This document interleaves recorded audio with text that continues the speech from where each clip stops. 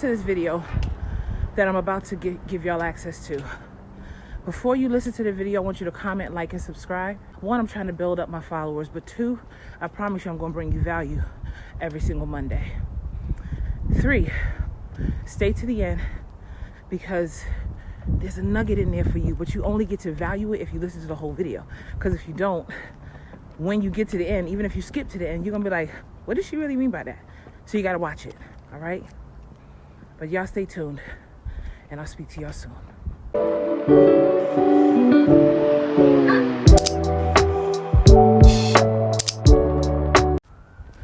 There's such a thing as spiritual warfare, but there's also such a thing as spiritual victory.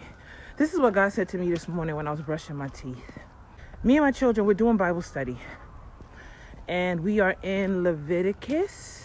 As I am rereading the Bible again with my children, not just to get through it, but to understand it, you start to catch patterns. And God truly does start to share revelation and secrets with you that if you are only looking through your carnal lens, you ain't gonna see. That being said, in reading these books so far, one of the patterns, let me say it this way, one of the patterns that we recognize was the repetition of God. What do I mean by that? When they were finally taken out of Egypt to go into the wilderness to start their journey for real, God was so repetitive about his instruction and his law. What did all of that mean? Why did it stand out? Well, the revelation God gave me and my children while we were reading and studying his word was the purpose of the repetition is to help break the slave mindset that the Israelites had because they were indoctrinated for generations for 430 years to think, behave, speak, and act like a slave. He continued to repeat his law, his instruction, his details. He did it over and over and over again. So much so that me and the kids at one point was like, all right, God, right? And then we was like, okay, let's check our spirit. Wait, check our heart.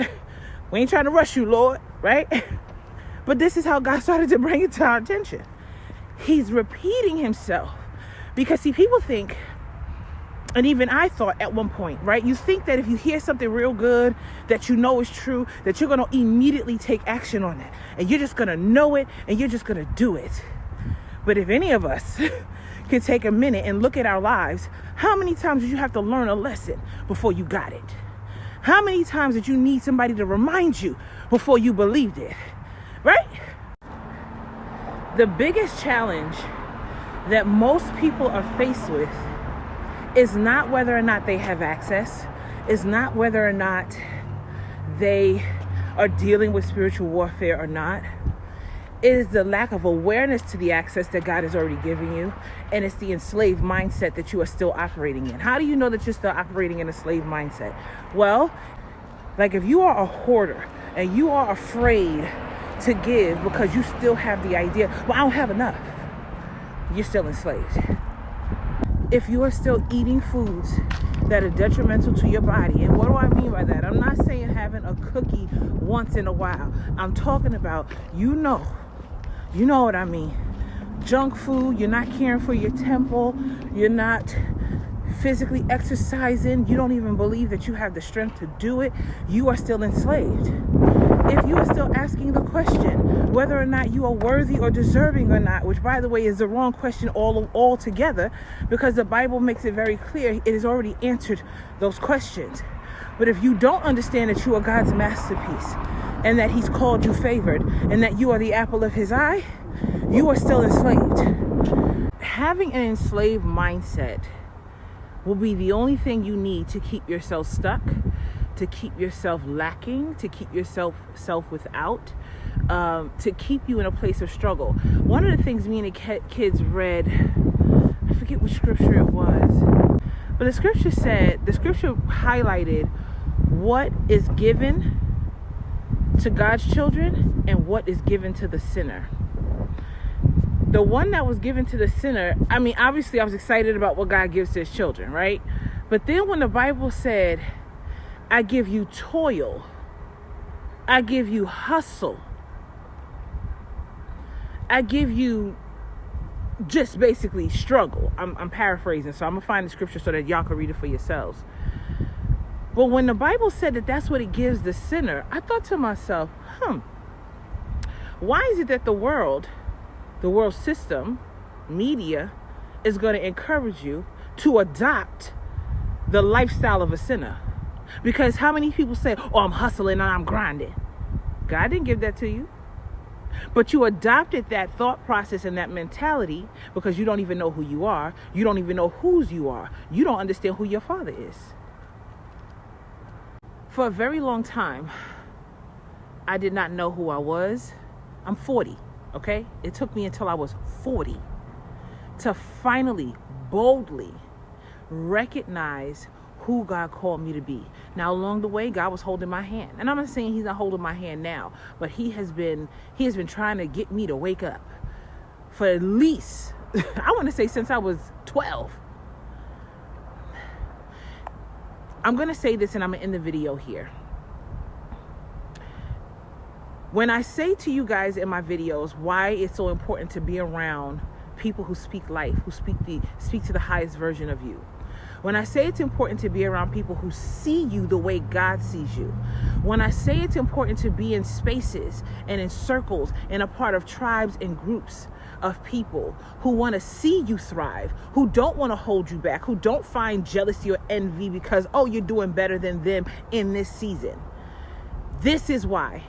Because, see, you've lost who you are.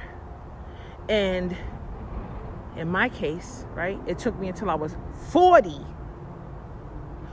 years old, 4 children out of wedlock later, 3 baby daddies later, to start to realize, oh my God,